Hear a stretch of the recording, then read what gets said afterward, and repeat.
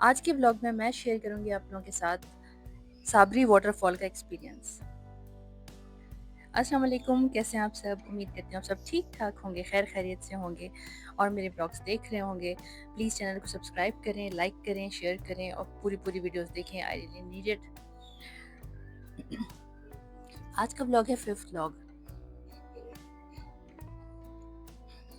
कल का दिन हमने पूरा बुरबन में ही स्पेंड किया था और आज हमारा सेकंड डे था बुरबन में, तो हमने प्लान किया कि चलो चलते हैं। मुझे वाटरफॉल बहुत पसंद है, शुरू से बचपन से मुझे वाटरफॉल्स बहुत ज़्यादा पसंद है। जहाँ पे भी नज़र आते थे, पहले भी जब हम अपने पेरेंट्स के साथ जाते थे स्वात मरी और इस साइड पे, तो केपीके में ज़्यादा नज़र आते हैं स्वात की साइड पे ना। तो हमेशा गाड़ी रोक के और फिर बस पता नहीं क्यों मुझे पानी, समंदर, आबशारें, नेचर ये बहुत अट्रैक्ट करती हैं और मैं बहुत इन्जॉय करती हूँ उसको। नेचर से जितना आप करीब होते हैं उतना पता नहीं क्यों आपकी पर्सनैलिटी में एक अजीब सा फ्रेशनेस और अच्छा खुशी खुशी महसूस होती है। तो आज के दिन के लिए मैंने प्लान किया कि हम किसी वाटरफॉल पे जाते हैं। पहले तो समझ नहीं आ रहा था कि नियरेस्ट कौन सा है, क्योंकि ज़्यादा सफ़र कर कर के मेरे बच्चे भी तंग हो गए थे। मैं और मेरे हस्बैंड तो एंजॉय कर रहे थे ट्रैवलिंग को, लेकिन बच्चे नहीं कर रहे थे। तो हमें कहीं नियरेस्ट जगह पे जाना था। हमें जो टैक्सी वाला मिला वो तो अजीब इंसान था। वो बजाय से कि हमें अप्रिशिएट करे कि हाँ चले मैं आपको ले चलता हूँ या आप लोगों को अच्छी जगह दिखाता हूँ, उल्टा हमें डिग्रेड करा था कि वो तो बड़ा दूर है। क्योंकि जो हमारा रिसेप्शनिस्ट था उससे हमने डिस्कस किया कि क्योंकि वहाँ का लोकल बंदा था, उसको आइडिया था। उससे मैंने कहा भाई वाटरफॉल कौन सा नियरेस्ट है। उसने 2-3 बताया, लेकिन वो फिर एबटाबाद साइड पे, नथिया गली साइड पे आ रहे थे, जो कि काफ़ी दूर थे, 2.5 घंटे 2 घंटे के रास्ते पे। तो मैंने उससे कहा कि कोई 1 घंटा सवा घंटे के रास्ते पे हो तो बताएं। तो उसने इसका नाम बताया, साबरी वाटरफॉल। तो हमने डिसाइड किया कि चलते हैं। जब ड्राइवर को बोला तो कहते हैं कि तो बड़ा दूर है, बड़ा गंदा रास्ता है, बड़ा मुश्किल है, 3 घंटे लग जाएंगे। और जो रिसेप्शनिस्ट था उसने कहा कि पौना घंटे में, आधे घंटे में आप आराम से पहुंच जाएंगे अगर ट्रैफिक नहीं हो तो।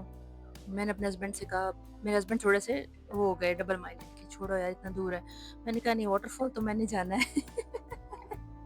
और मैंने टैक्सी ड्राइवर को कहा चलो, कहता है 3 घंटे लगेंगे। मैंने कहा 4 घंटे लगे, चलो। तो बहरहाल हम निकल पड़े। अच्छा, मज़े की बात ये हुई कि जब हम निकले तो बहुत अच्छा रास्ता था, ज़ाहिर है सारा बना हुआ रास्ता है, लेकिन थोड़ा-सा जब हमने नीलम वैली क्रॉस किया तो वो काफ़ी पत्थरों वाला रफ रास्ता निकला। खैर बहरहाल हम चलते गए, गाड़ी को चलाता गया और हार्डली कोई मेरे ख़्याल से 30-35 मिनट में हम पहुँच गए। और हमने सारा रिवर, जो दरिया नीलम है, जो कश्मीर और पाकिस्तान को कंबाइन करता है, बीच में जो बहता है, वो हमने देखा। इतना खूबसूरत लग रहा था। थोड़ी देर हम यहाँ पे रुके, लेकिन यहाँ पे उन्होंने नीचे जाने का रास्ता बंद किया हुआ था, क्योंकि रिसेंटली वो स्वात वाला इंसिडेंट हुआ था। तो गवर्नमेंट की तरफ से सब रिस्ट्रिक्शन हो गई थी कि अब अलाउड नहीं है।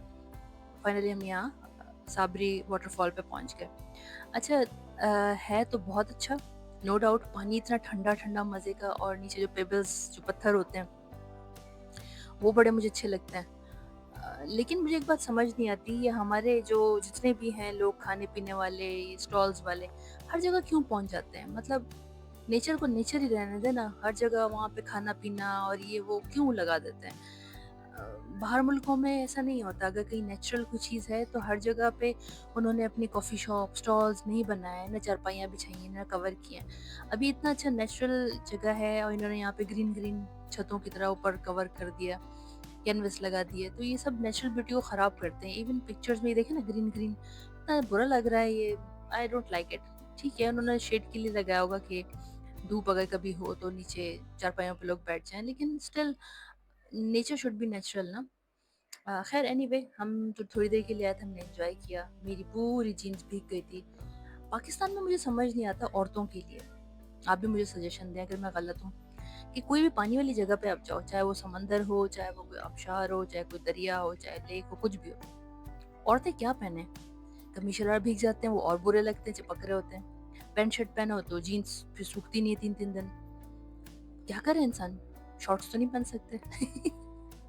तो बहरहाल हमने यहाँ काफ़ी इंजॉय किया, चाय पी। चीज़ें पता नहीं क्यों बहुत एक्सपेंसिव कर देते हैं। लेकिन जब हम ऊपर जा रहे थे साबरी आबशार की तरफ तो काफ़ी रास्ता अनइवन, ये देखें ना सारा रास्ता पत्थरों से भरा हुआ था, लेकिन काफ़ी डेंजरस रास्ता भी था।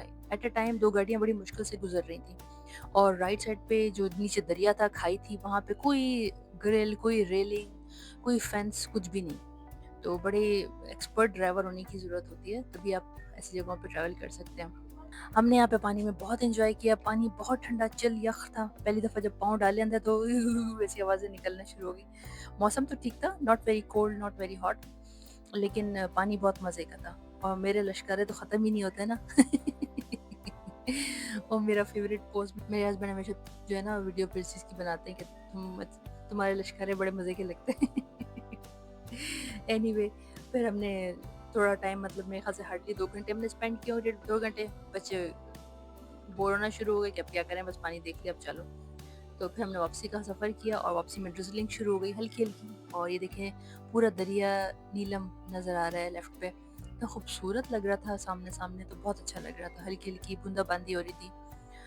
लेकिन जो यहाँ के पहाड़ हैं वो इतने डेंजरस लग रहे थे क्योंकि पत्थर बड़े-बड़े पड़े पड़े हुए हैं। तो अल्लाह रहम करे, जब लैंडस्लाइडिंग होती है so it must be very difficult और वेरी डेंजरस।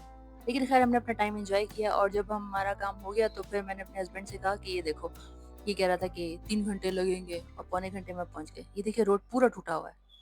ये शायद ऊपर से कोई लैंडस्लाइड हुई थी जिसकी वजह से ये सब हुआ। काफ़ी डेंजरस था, लेकिन बहरहाल हमने तो एंजॉय किया। और ये ब्रिज, ये कश्मीर को पाकिस्तान के साथ मिलाता है, नीलम रिवर से ऊपर से। काफ़ी लोग आए हुए थे, काफ़ी टूरिस्ट थे और सब एंजॉय कर रहे थे मौसम को, तस्वीरें खींच रहे थे और अच्छा लगता भी। ये सीज़न ही था ना, जून जुलाई, बच्चों की छुट्टियां भी। और हमने आज बहुत एंजॉय किया और फिर हमने प्लान किया कि हम मरी की तरफ चलते हैं। मरी की तरफ हम निकल पड़े। ड्राइवर ने कुछ नहीं कहा उसमें, क्योंकि उसको समझ आ गई थी कि उसका कहना बेकार है। हम सुनने वाले तो थे नहीं, हमने तो वही करना था जो हमने करना था। तो वो चुप हो गया, कहता है मरी जाना है, अच्छा ठीक है। वैसे मरी पे वो खुश ही था क्योंकि वो बुरबन से करीब ही है, आउट ऑफ द वे नहीं। सो चलते गए और फिर हम मरी की तरफ निकल पड़े। मरी में रास्ते में काफ़ी रश शुरू हो गया। पता नहीं क्यों मरी में इतना रश क्यों होता है, मुझे समझ नहीं आता। मुझे आज तक समझ नहीं आया। माल रोड हम भी गए, पहले भी बचपन में भी हम गए थे। माल रोड पे सिर्फ दुकानें ही दुकानें हैं और अब तो और कंजेस्टेड हो गया है। मतलब ब्रांडेड चीज़ें जो आराम से कराची शहरों में, लाहौर में, इस्लामाबाद में हर जगह मिल जाती हैं, उसका माल रोड पे क्या काम। मुझे अच्छी तरह याद है हमारे बचपन में जब हम गए थे तो माल रोड पे सिर्फ सुवेनियर्स की और जो लोकल खाने पीने की, और हार्डली एक आध दुकानें ऐसी थी जैसे बैग्स मिल गए, लेकिन नॉट ब्रांडेड। तो वो ऐसी चीज़ें होती थी जो कहीं और नहीं मिलती थी। तो अच्छा लगता था देख के और ख़रीदने में मज़ा आता था, शॉपिंग करने में मज़ा आता था।